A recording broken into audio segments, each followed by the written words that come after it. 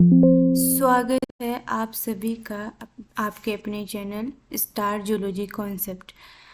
आज हम कुछ इंटरेस्टिंग बातें देखेंगे एंटीबॉडीज़ के बारे में, प्रतिरक्षी के बारे में। लेकिन उससे पहले कल के पढ़ाई में से कौन कौन से क्वेश्चंस बन सकते हैं वो देख लेते हैं। सबसे पहले तो फर्स्ट क्वेश्चन है, राइट ए शॉर्ट नोट गिवन बिलो। आपको छोटे छोटे जो हैं शॉर्ट नोट लिखने हैं कौन कौन से पॉइंट पर, जो कि आपके क्वेश्चन के नीचे दिए हुए हैं। तो आपको सबसे पहले एंटीजन के ऊपर शॉर्ट नोट लिखना है, फिर आपको एंटीबॉडी पर शॉर्ट नोट लिखना है, हेप्टेंस पर लिखना है शॉर्ट नोट, और एंटीजेनेसिटी पर लिखना है। ठीक है, तो ये आपका एक बड़ा क्वेश्चन बन सकता है यहाँ से। फिर आपको पूछा गया है सेकंड क्वेश्चन में, और second question multiple choice question है, और आपको इस क्वेश्चन का आंसर आपके कमेंट सेक्शन में बताना है। ठीक है, तो सेकंड क्वेश्चन है, the part of an antigen that binds with the antibody, या फिर हम बोल सकते हैं कि antigen binding site is known as paratope, antitope, epitope या एग्रीटोप। तो इसमें क्वेश्चन को समझा देती हूँ कि इसमें पूछा है कि एंटीजन का वह पार्ट जो कि बाइंड करता है एंटीबॉडी से, या फिर एंटीबॉडी के ऊपर जो साइट प्रेजेंट होती है ना एंटीजन की बाइंड करने की, उसे ही एंटीबॉडी की जो ये कहते हैं। और ये कि कौन सी जो है साइट से बाइंड करता है वह पार्ट एंटीजन का क्या कहलाता है। तो ये आपके सामने क्वेश्चन के ऑप्शन दिए हुए हैं, आप इनमें से बताना है। चलो तो आगे चलते हैं आज के टॉपिक के ऊपर।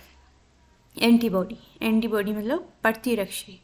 प्रतिरक्षी आज भी मैं हिंदी और इंग्लिश में दोनों में ही समझाऊंगी।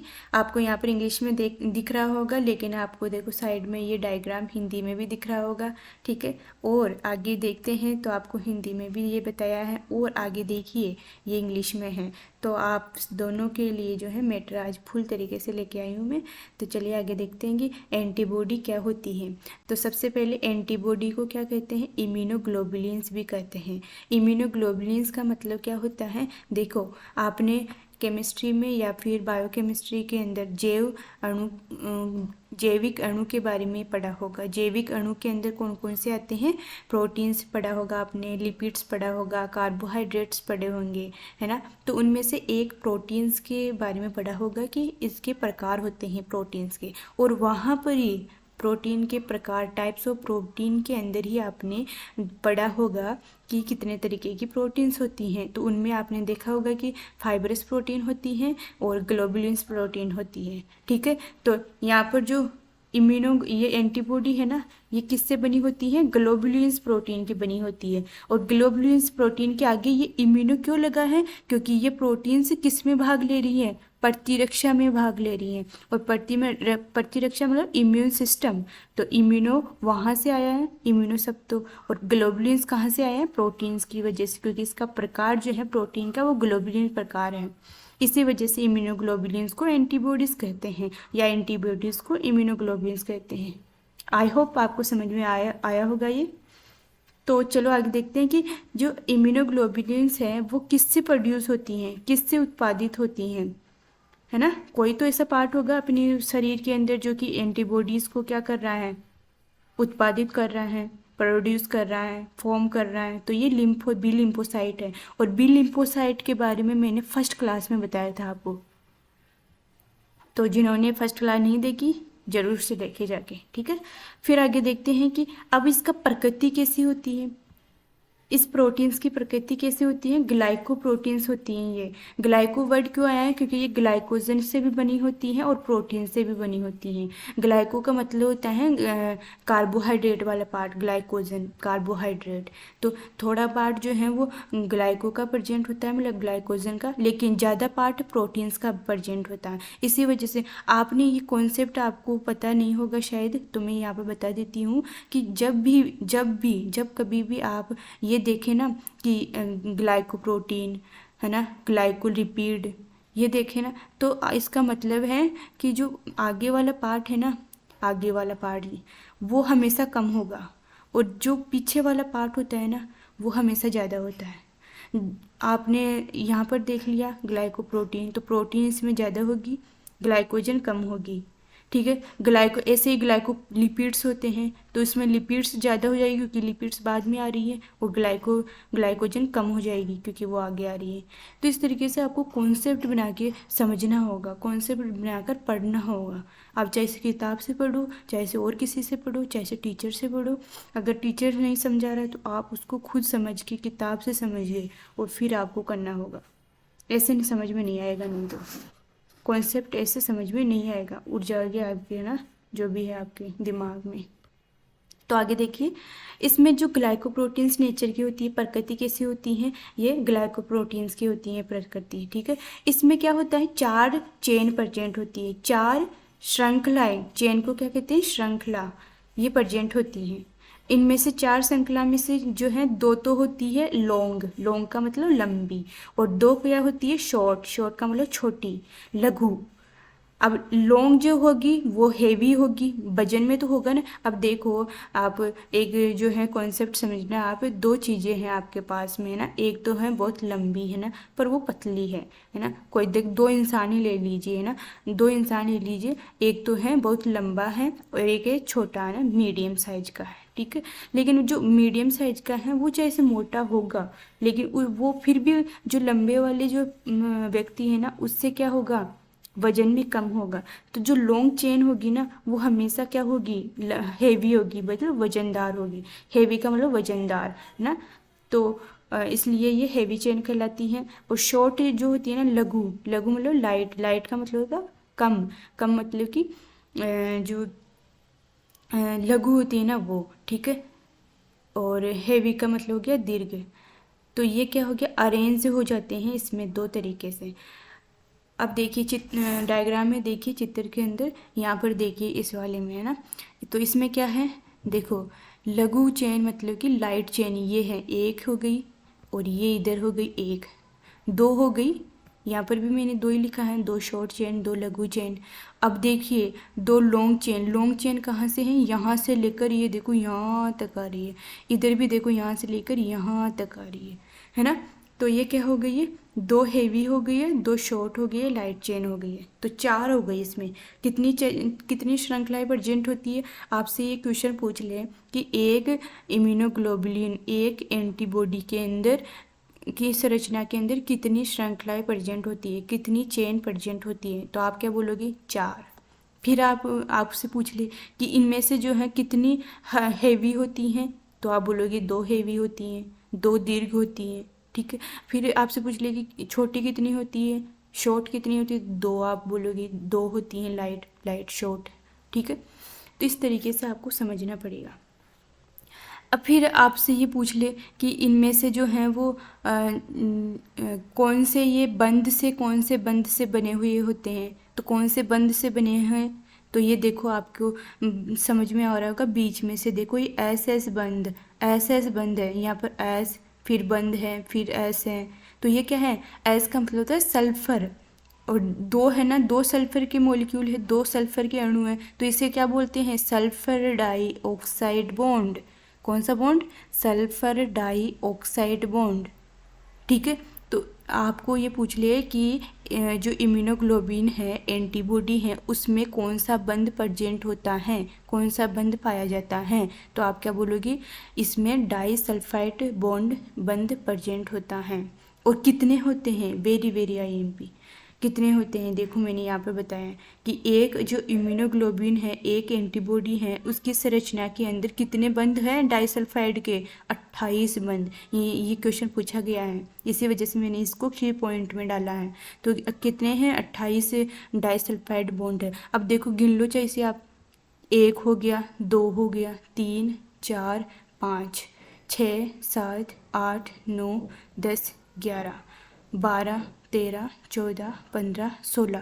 अब आप बोलोगे मैडम यहाँ तो 16 ही हो रहे, लेकिन एक जो है, एक पीछे भी तो है ना इसके, और एक इसके भी तो पीछे है, तो हो गए ना 18, क्योंकि ये तो अपन को 2D में दिखा रहा है, 3D में थोड़ी दिखा रहा है ये जो डायग्राम है वो, ठीक है। तो इस तरीके से आपको ये ध्यान रखना है कि कितने बंध पाए जाते हैं। और देखो यहाँ पर देखो ये वाला, ये क्या है, प्रतिजन बंधक स्थल, और मैंने यहाँ पर देखो क्वेश्चन भी डाला है, प्रतिजन एंटीजन बाइंडिंग साइट। मतलब कि इसी वजह से बोल रही हूँ कि चीज़ों को जो है सीखो, आप कॉन्सेप्ट को सीखो। तो ये क्या है, प्रतिजन बंधक स्थल, एंटीजन बाइंडिंग साइट। और ये कहाँ पर प्रेजेंट होता है, ये वाली साइट एंटीबॉडी के ऊपर प्रेजेंट होता है, ठीक है। और यहाँ पर आके क्या होता है, एंटीबॉडी आकर बाइंड होती है। क्या बाइंड होती है, एंटीजन बाइंड होता है आकर, सॉरी, यहाँ पर जो है एंटीबॉडी के ऊपर तो ये स्थल प्रेजेंट होता है एंटीजन बाइंडिंग का।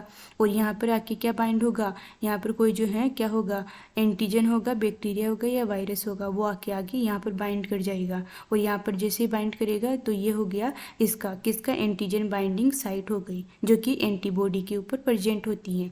अब जो ये वाली साइट है ना, इसको तो कहते हैं पेराटोप, है ना। और जो एंटीजन के ऊपर प्रेजेंट होगी ना बाइंड करने वाली साइट, वो क्या कहलाएगी, एपिटोप। तो यहाँ पर एक कॉन्सेप्ट है कि जब एंटीजन पर बाइंड होगी साइट, वो तो क्या कहलाएगी, एपिटोप। एंटीबॉडी पर पाई जाने वाली पेराटोप। तो पेराटोप एपिटोप समझ में आ गया। एपिटोप किस पर, एंटीजन के ऊपर, प्रतिजन के ऊपर। पेराटोप किस पर, एंटीबॉडी के ऊपर, प्रतिरक्षी के ऊपर। क्लियर, ठीक है। फिर देखो एक और कॉन्सेप्ट है यहाँ पर, ये जो ये वाला पार्ट होता है ना, ये है ना ऊपर वाला, ये क्या होता है, वेरिएबल होता है। वेरिएबल का मतलब होता है बदलता रहता है, ये अपना शेप जो है ना चेंज करता रहता है। ये देखो शेप ही तो है, शेप दिख रहा है ना, ये देखो किस तरीके का है ये शेप। तो ये बदलता रहता है। अब बदलने वाली को क्या कहते हैं, बदलता रहता है ना जो चीज़, उसको वेरिएबल कहते हैं। वो स्थिर नहीं होता, अस्थिर होता है। तो अस्थिर वाला पार्ट क्या कहलाता है, वेरिएबल। और ये वाला कौन सा होता है, ये वाला पार्ट, ये वाला जो है वो कभी बदलता नहीं है, जैसा है वैसा का वैसा ही रहेगा हमेशा। तो ये कांस्टेंट का मतलब होता है स्थिर। आपने पढ़ा होगा कहीं, इंग्लिश में पढ़ा होगा या और कहीं पर, कांस्टेंट वेरिएबल। तो कांस्टेंट को तो कौन होता है, हमेशा स्थिर रहने वाला कांस्टेंट कहलाता है। तो ये वाला पार्ट जो है ये कांस्टेंट पार्ट होता है। और कांस्टेंट पार्ट जो है हमेशा हमेशा हेवी चेन पर प्रेजेंट होगा, दीर्घ श्रृंखला पर प्रेजेंट होगा। देखो ये रहा, ये दीर्घ श्रृंखला है ना, यहाँ से स्टार्ट होकर यहाँ तक जा रही है। तो ये कांस्टेंट वाला रीजन दीर्घ श्रृंखला मतलब कि लॉन्ग चेन पर प्रेजेंट होगा। क्योंकि देखो लाइट चेन तो यहाँ तक की रह गई, इतनी सी रह गई, इतनी सी रह गई। तो यहाँ पर तो बस वेरिएबल पार्ट है ओनली, है ना। तो इस तरीके से आगे समझ में। फिर देखो आप, अब जो है यहाँ पर देखो, इसमें भी देख लो, इस डायग्राम में भी मैंने दिखा रखा है कि जो ये वाला है ना, ये तो कांस्टेंट वाला रीजन हो गया, और ये वाला वेरिएबल रीजन हो गया, और ये वाला एंटीजन बाइंडिंग साइट। ये वाला देखो एंटीजन बाइंडिंग साइट वही है प्रतिजन बंधक स्थल। और इसी वजह से यहाँ पर जो हेवी लाइट चेन पा रही है ना, इसको हम वेरिएबल लाइट और वेरिएबल हैवी, क्योंकि देखो ये वाली हैवी है तो इसे हम वेरिएबल हैवी कर देते हैं, और यहाँ पर लाइट वाली चेन पर वेरिएबल लाइट कर देते हैं। और यहाँ पर देखो, यहाँ पर जो ये भी बॉन्ड है ना, ये वाला हिस्सा, इसको क्या कहते हैं, हिंज जॉइंट कहते हैं, हिंज रीजन कहते हैं। हिंज वाला क्षेत्र, ये यहाँ पर एक बंधक होता है ना, तो इसको क्या कहते हैं, हिंज बंधक कहते हैं, हिंज जोन कहते हैं, हिंज रीजन कहते हैं। समझ में आया। अब बात करते हैं कि देखो वह part of antigen which bind with antibody, तो वो क्या कहलाता है, एपिटोप। वह पार्ट जो कि वह एंटीबॉडी का पार्ट जो कि किससे बाइंड होता है, एंटीजन से, तो वो पेराटोप कहलाता है। तो ये मैंने पहले बता दिया, तो यहाँ पर ज़्यादा डिस्कस करने की ज़रूरत नहीं लग रही मेरे को। तो आगे देखिए, अब देखो यहाँ पर एक और पॉइंट है, एंटीबॉडी डाइवर्सिटी प्रेजेंट। अब देखो आपने सुना होगा या पढ़ा भी होगा पहले कि एंटीबॉडी बहुत सारे प्रकार की होती हैं। IgG होती हैं, IgA होती हैं, E होती हैं, IgD होती हैं। तो ये अलग अलग प्रकार क्यों होते हैं, किसकी वजह से होते हैं। तो इसमें जो है, जो प्रोटीन, जो अलग अलग प्रकार के प्रोटीन है ना, उसके स्प्लाइसिंग के साइट के बेस पर जो है ये क्या होती है, डाइवर्सिटी प्रेजेंट होती है। इसके अंदर कितने तरीके की जो है ये प्रोटीन से किस किस तरीके से काम करती हैं, किस किस तरह से स्प्लाइस करती हैं, है ना, एंटीजेंस को, उसके आधार पर इसकी डाइवर्सिटी प्रेजेंट होती है। और ये क्वेश्चन भी पूछा जा चुका है, इसी वजह से मैंने यहाँ पर डाला है। आई होप आपको समझ में आएगा। चलिए आगे चलते हैं। अब हिंदी में भी देख लेते हैं, इंग्लिश में तो इंग्लिश वालों को समझ में आ गया होगा। अब हिंदी वाले सोच रहे होंगे क्या पढ़ा रही है मैडम, पता नहीं। तो चलो आप भी देख लीजिए एक बार कि प्रत्येक जो प्रतिरक्षी अणु में 4 पेप्टाइड श्रृंखला होती है। मैंने यहाँ पर बताया 4 पेप्टाइड श्रृंखला, 1 2 3 4। आया समझ में? अब देखिए आगे। 2 छोटी होती हैं इनमें, जिसे हम शॉर्ट कहते हैं, लघु श्रृंखलाएं कहते हैं, और 2 बड़ी होती हैं जिन्हें हम दीर्घ श्रृंखलाएं कहते हैं। इसीलिए प्रतिरक्षी को जो है H2HL2 मतलब कि H2 मतलब कि इसका मतलब क्या हुआ, H का मतलब हेवी, इसको H को हेवी से लिखते हैं, इस वजह से H। और 2 श्रृंखलाएं पाई जाती हैं हेवी, तो इसे 2 लिख दिया। अब लाइट को जो लघु को क्या कहते हैं, लाइट को L से डिनोट कर दिया, यहाँ पर दर्शा दिया। और ये लाइट भी कितनी पा रही है, 2 पाई जा रही है, इसी वजह से इसको H2L2 में भी लिखते हैं, दर्शाया जाता है। हमारे शरीर में विभिन्न प्रकार के प्रतिरक्षी मतलब एंटीबॉडी उत्पन्न किए जाते हैं, है ना। जैसे कि एग्जाम्पल दे रहे हैं यहाँ पर, जैसे कि IgA, IgM, IgE, IgG और IgD कुछ उदाहरण हैं। एक प्रतिरक्षी का कार्टून ऊपर दिया हुआ है, तो ये देख लो, एक प्रतिरक्षी का कार्टून ये रहा, है ना, चित्र जिसे कहते हैं।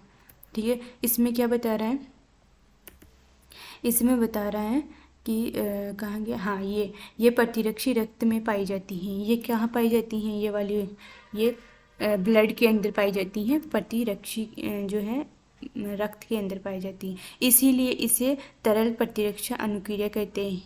इसीलिए जो है इसको क्या कहते हैं, तरल मतलब ह्यूमरल इम्यून रिस्पॉन्स कहते हैं। ये मैंने जो है मेरी जो पिछली वाली क्लासेस है वहाँ पर बता दिया है कि कौन कौन से रिस्पॉन्स है। तो ह्यूमरल इम्यून रिस्पॉन्स के अंदर पाई जाती हैं। यह 2 प्रकार की प्रतिरक्षी माध्यित मतलब कि उपार्जित प्रतिरक्षी इन तरीके से काम करती हैं। इसमें दूसरे प्रकार की प्रतिरक्षा अनुक्रिया जो है रिस्पॉन्स कोशिका माध्यित होती हैं। मतलब कि एक तो जो ये उपार्जित का जो है पार्ट है, ये मैंने पहले वाले लेक्चर में दिखा दिया है, पढ़ा दिया है, तो आप वहाँ से भी देख लेना। यहाँ पर थोड़ा सी जो है होच पोच करके रखा है कि क्या माध्यित होती हैं क्या नहीं होती हैं, लेकिन मैंने वहाँ पर बहुत डिटेल से और अच्छी तरीके से बता रखा है, फिर भी, है ना। तो ये क्या होती है, एक तो होती है ह्यूमरल इम्यून रिस्पॉन्स, एक होता है सेल मीडिएटेड, ऐसे समझ लो, कोशिका माध्यित मतलब कि सेल मीडिएटेड, इसी को CMI मतलब कि सेल मीडिएटेड इम्यूनिटी कहलाती है। इसमें जो है जो सेल मीडिएटेड इम्यूनिटी होती है वो टी लिम्फोसाइट की वजह से होती है, जबकि जो ह्यूमरल होती है ना वो B लिम्फोसाइट की वजह से होती है। ठीक है, अब जब हृदय नेत्र वक्र यकृत जैसे अंग संतोषजनक रूप से काम करना बंद कर देता है, तो एकमात्र उपचार क्या होता है, प्रतिरोपण होता है, ट्रांसप्लांटेशन होता है, जिससे कि रोगी सामान्य जीवन जी सके। किसी उपयुक्त दाता की तब तलाश शुरू होती है जब ऐसा है ना होती हैं। क्यों? क्योंकि काम करना बंद कर दिए। अब देखो किडनी काम करना बंद कर दी तो क्या अब आपको समस्या आएगी, है ना, क्योंकि आपको जो है वॉशरूम जाना होगा, है ना, आपके मूत्र जो है वो निष्कासित नहीं हो रहा है क्योंकि किडनी काम नहीं करे। तो इसी वजह से इसको क्या होगा, अब ट्रांसप्लांट करना ज़रूरी हो गया, उसका उपचार करना ज़रूरी हो गया, प्रतिरोपित करना ज़रूरी हो गया। तो आप किसी दूसरे की अब किडनी लोगे आप, तो उसकी किडनी आपके जो रिसेप्टर्स हैं किडनी के उससे मैच नहीं करेगी, तो क्या होगा, रिजेक्शन होगा, है ना, क्या होगा, रिजेक्शन होगा। और रिजेक्शन किस वजह से होती है कि जांच, डॉक्टर कौन सी जांच करता है, ये जिससे कि ये पता चल जाए कि जो है इसका ग्राफ्ट कितना है, इसका ग्राफ्ट कितना मैच कर रहा है। तो वो क्या करेगा, वह एक जांच करता है, और वो जांच क्या कहलाती है, वो जांच जो है वो कहलाती हैं कि रक्त मिलान अत्यावश्यक है, मतलब कि उत्तक मिलान मतलब कि ये हो गया कि उसमें जो भी टी सेल प्रेजेंट है उसका उत्तक जांच, उसकी उत्तक की टिश्यूज़ की जांच जो है मिलान कितना मैच कर रहा है, 2 प्रत्यारोपित कर रहे हैं ना, कि एक व्यक्ति जिससे कि ले रहे हैं और एक व्यक्ति जिसको कि दे रहे हैं, उस दोनों का जो उत्तक है उसकी मिलान कितना मैच खा रहा है कितना नहीं खा रहा, उसके अगर ज़्यादा मैच खा रहा है तो वो वहाँ से किडनी ले लेगा, है ना, अगर नहीं खा रहा है तो वो वहाँ से किडनी नहीं ले सकता। और फिर भी उसके मैच खाने के बाद भी उसको क्या दिए जाते हैं, प्रतिरक्षा निरोधक मतलब कि इम्यूनो सप्रेसेंट दिए जाते हैं, क्योंकि जो है वो कभी भी जीवन के किसी भी काल में वो क्या हो सकती हैं, रिजेक्शन हो सकता है उसके डीएनए का। तो उससे बचने के लिए उसको क्या दिए जाते हैं, इम्यूनो रिप्रेसेंट दिए जाते हैं, प्रतिरक्षा निरोधक। ठीक है। और ये जो है ये इम्प्लांटेशन का क्रिया जो है किससे मादित होती है, सेलुलर कोशिका मादित होती हैं। और इसमें टी सेल जो है सबसे ज़्यादा इम्पोर्टेंट रोल निभाते हैं रिजेक्शन के अंदर। और ये वाली चीज़ मैंने आपसे पहले, बहुत पहले 2-3 लेक्चर से पहले बता दी है। ठीक है, तो आगे चलते हैं। यहाँ पर देखो, अब देखो यहाँ पर एंटीजन जो एंटीबॉडी है ना उसके बारे में बस थोड़ा सा दिखाया है, बस इतना सा बताया कि ये 4 पेप्टाइड होते हैं, यहाँ तक ही बताया, इसके डिटेल में नहीं बताया। लेकिन देखो मैं आगे जो है आपको डिटेल में बताने जा रही हूँ, तो आप अच्छे से देखना। और जो भी जो है ये बहुत ही, यहाँ पर मैं कोई इंग्लिश नहीं पढ़ा रही यार, है ना, आपको इंग्लिश नहीं पढ़ा रही मैं, कोई टेंस नहीं इंग्लिश क्या होती है, टेंस पढ़ाना, तो मैं यहाँ पर टेंस थोड़ी पढ़ा रही हूँ आपको। यहाँ पर मैं आपको कॉन्सेप्ट बता रही हूँ, तो कॉन्सेप्ट पर फोकस करो, न कि आप इंग्लिश हिंदी करते रहते हो, है ना। तो देखो बहुत ही इजी वे के अंदर मैंने लिखा है यहाँ पर, बहुत ही इजी।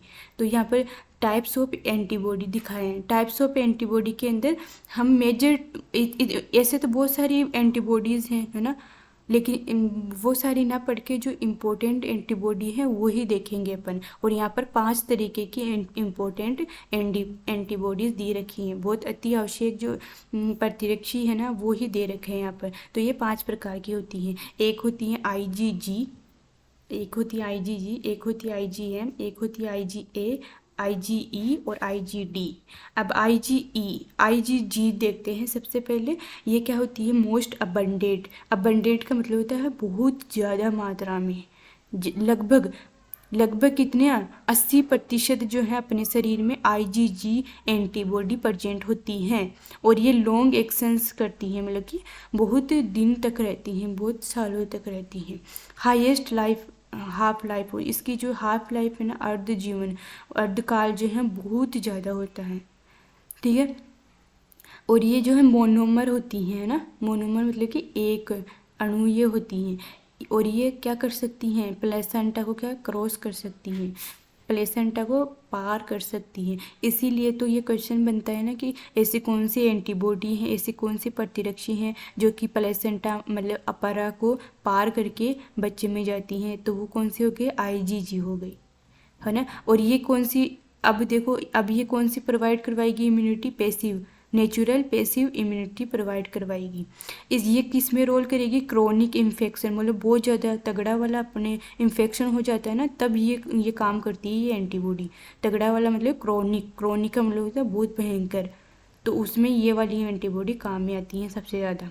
फिर आती हैं कि ये सेकेंडरी रोल है ना, उसमें निभाती हैं रोल, सेकेंडरी रोल में निभाती हैं, है ना, रेस्पॉन्स में रोल। ये ऑप्सोनाइजेशन में पार्ट लेती है। ऑप्सोनाइजेशन का क्या है अब मतलब, तो यहाँ पर जब आपको कभी बैक्टीरिया आपके अंदर अटैक करता है, वायरस अटैक करता है, तो उसको क्या करती हैं ये सेल्स जो है ना IgG, वो इसके चारों तरफ उस एंटीजन या उस बैक्टीरिया के चारों तरफ क्या कर लेगी, एक लेयर बना लेगी, एक कवर बना लेगी, जिसको कि हम कोट कहते हैं। कोट मतलब कि उसको घेर लेगी चारों तरफ से, और उसको क्या बताएगी, है ना, ये बताएगी जो सेल्स है ना अपने प्रतिरक्षा की सेल्स, फेगोसाइट सेल्स है ना, भक्षाणु सेल, उनको क्या देगी, उसको संकेत देगी कि आओ इसको खा लो आप, क्योंकि ये जो है खतरनाक है अपनी बॉडी के लिए। तो ये हो गई ऑप्सोनाइजेशन की प्रक्रिया। समझ में आ गया इतना। सेकंड जो है टाइप है IgM कितना होता है, पेंटामर होती हैं। ये क्या होती हैं, इसका वेट जो है बहुत ज़्यादा होता है, मॉलिक्यूलर वेट क्या होता है, बहुत ज़्यादा, अणुभार बहुत ज़्यादा होता है, हाईएस्ट अणुभार होता है इसका, क्योंकि ये पेंटामर होती हैं। पेंटामर मतलब कि 5 इसमें चेन पाई जाती हैं। कितनी चेन पाई जाती है, 5 चेन पाई जाती हैं पेंटामर। देखो जब एक होती है ना चेन, तो अब उसको कहते हैं मोनोमर। 2 होती है तो उसको कहते हैं डाइमर, डाई का मतलब 2। 3 होती है ना तो उसको ट्राइमर कहते हैं, ट्राई का मतलब होता है 3। 4 होती है तो उसे टेट्रामर कहते हैं, टेट्रा का मतलब 4, है ना। और 5 होती है ना तो उसको पेंटामर, 6 होती है तो उसको हेक्सामर, 7 होती है तो उसको हेप्टामर, 8 होती है तो ऑक्टामर, 9 होती है तो हेक्सागोनल है ना, और 10 होती है तो डेका कहते हैं 10 को। यहाँ तक समझ में आया? तो इस तरीके से इस कॉन्सेप्ट को याद रखना है। ये मत सोचना कि ये मैडम यहाँ पर जो है क्या रोल ही नहीं है, ये बताई जा रही है। कॉन्सेप्ट है ये, कभी भी आपको जो है समझ में और काम आ सकता है। तो ये क्या करती हैं, ये पेंटामर होती हैं, सबसे ज़्यादा हाईएस्ट क्या होता है इसका वेट होता है मोलिकुलर। ये फर्स्ट एंटीबॉडी होती हैं जो कि बच्चे के अंदर, एक जो नवजात बच्चा है ना उसके अंदर जो पाई जाती है ना, प्रोड्यूस की जाती है, उत्पादित सबसे पहले कौन सी एंटीबॉडी की जाती है? आईजीएम। ये क्वेश्चन भी पूछा जाता है कि सबसे पहले एक नवजात बच्चे के अंदर कौन सी बॉडी एंटीबॉडी सिक्रेट होती है, तो वो आईजीएम होती है। फिर देखो फर्स्ट एंटीबॉडी होती हैं जो कि बी लिम्फोसाइट को एक्सप्रेस करती हैं। बी लिम्फोसाइट के द्वारा सबसे पहले कौन सी एंटीबॉडी एक्सप्रेस की जाती हैं, तो वो आईजीएम है। फिर यह एक सरफेस एंटीबॉडी होती है और इसमें जे चेन प्रेजेंट होती हैं। जे चेन क्यों प्रेजेंट होगी? क्योंकि ये पेंटामर होता है इसलिए जे चेन प्रेजेंट होगी। ये जो है एक्यूट इन्फेक्शन, मतलब कि थोड़ा बहुत इन्फेक्शन होता है ना शुरुआती इन्फेक्शन के दौरान, तब ये आईजीएम होती हैं प्रोड्यूस, ये प्राइमरी रिस्पॉन्स में हेल्प करती हैं। तो एक एक पॉइंट जो है वेरी वेरी आईएमपी हैं, आप सब नोट कर लीजिए इसका। और जैसे मैंने लिखा है ना पॉइंट वाइज, वैसे ही लिखना। ऐसे नहीं कि आप पैराग्राफ में लिखे जा रहे हो, कुछ समझ में नहीं आ रहा, नहीं, एक एक पॉइंट बना के आप जैसे एरो का निशान बनाओ, तीर का निशान समझते हो ना, एरो में तो तीर, उसका निशान बनाओ, जैसे आप पॉइंट में लिखो, जैसे आप और किसी तरीके से लिखो, लेकिन पैराग्राफ में मत लिखो बस। फिर आईजी थर्ड जो टाइप है वो आईजीए। आईजीए को क्या कहते हैं? ये मोनोमर होती हैं या डाइमर होती हैं? बेसिकली ये डाइमर होती हैं, पर कभी कभार ये मोनोमर भी होती हैं। अब डाइमर मोनोमर दोबारा समझाने की जरूरत नहीं है क्योंकि अभी बताया मैंने। सिक्रेटेड एंटीबॉडी, इसे हम सिक्रेटेड एंटीबॉडी भी कहते हैं, स्रावित प्रतिरक्षी भी कहते हैं। क्यों कहते हैं? क्योंकि ये बॉडी की सिक्रेशन में प्रेजेंट होती हैं। बॉडी की सिक्रेशन मतलब कि जैसे कि बॉडी की जो तरल पदार्थ होते हैं ना, जैसे कि मिल्क हो गया है ना, मिल्क हो गया, आपके हो गया अश्रु हो गए, अश्रु का मतलब कि टीयर्स है ना, लार हो गई, लाइसोजाइम हो गया है ना, इनमें जो प्रेजेंट होगी ना एंटीबॉडी, वो कौन सी होगी? आईजीए होगी। देखो मैंने यहाँ पे एग्जाम्पल भी लिखे हैं।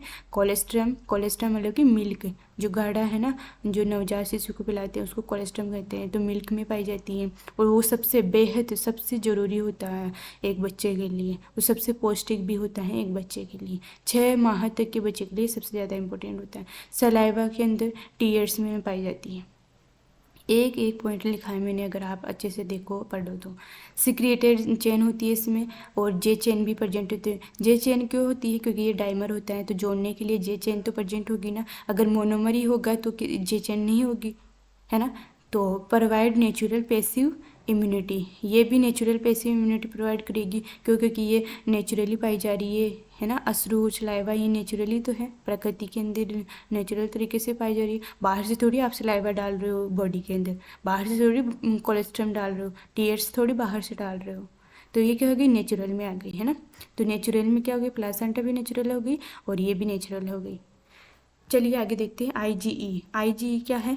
आईजीई का मतलब होता है, ये होता है जो एलर्जिक रिएक्शन होती है ना, एलर्जी हो जाती है ना आपकी, तब जो एंटीबॉडी सिक्रीट होती है वो आईजीओ होती है। ये मोनोमर होती हैं और बहुत ही कम मात्रा में पाई जाती है, कभी कभार ही पाई जाती है ना, बहुत ही कम। और इसकी जो जीवन काल है वो भी बहुत कम होता है।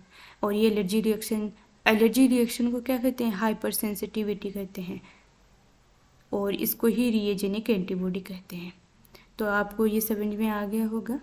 फिर फिफ्थ पॉइंट है आईजीडी। आईजीडी भी मोनोमर होता है और ये बी सेल को क्या करता है? प्रेरित करता है ना, स्टिमुलेट करता है एंटीबॉडीज़ को प्रोडक्शन के अंदर। और इसका जो मेन फंक्शन है ना वो अभी अननोन है, इसका कोई पता नहीं है, तो यहाँ पर मैंने यहाँ लिख दिया है। आप भी लिख सकते हो इसको एग्ज़ाम में अगर आए तो, ठीक है। तो इतना हो गया। अब बात करते हैं, यहाँ पर मैंने की पॉइंट दिया है कि जो कंसंट्रेशन के बेस पर हाफ लाइफ और कंसंट्रेशन दोनों के बेस पर सबसे ज़्यादा जी प्रेजेंट होती हैं, आईजीजी प्रेजेंट होती हैं, फिर उससे कम आईजीए, उससे कम आईजीएम, उससे कम IgD और उससे भी कम IgA। सबसे कम IgE प्रेजेंट होती है कंसंट्रेशन और जीवन काल के आधार पर, है ना। और मोलिकुलर आधार पर, मोलिकुलर वेट आधार पर IgM, देखो यहाँ पर हाईएस्ट मोलिकुलर वेट IgM का, तो सबसे ज़्यादा भारी कौन होगी? IgM। फिर उससे कम IgA, फिर उससे IgE, फिर उससे IgD, फिर उससे भी कम IgG। तो देखो यहाँ पर तो देखो सबसे ज़्यादा Ig प्रेजेंट है, मात्रा में तो सबसे ज़्यादा Ig प्रेजेंट है, लेकिन वेट के अंदर, भार के अंदर सबसे कम।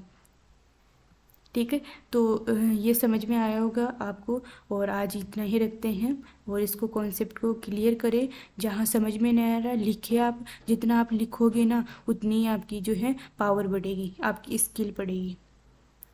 देखो तो चलो अब यहाँ तक ही रहने देते हैं हम, और पढ़ते रहिए, हंसते रहिए और खुश रहिए और आगे बढ़ते रहिए, और एक एक पॉइंट को क्या करते रहिए, नोट करते रहिए।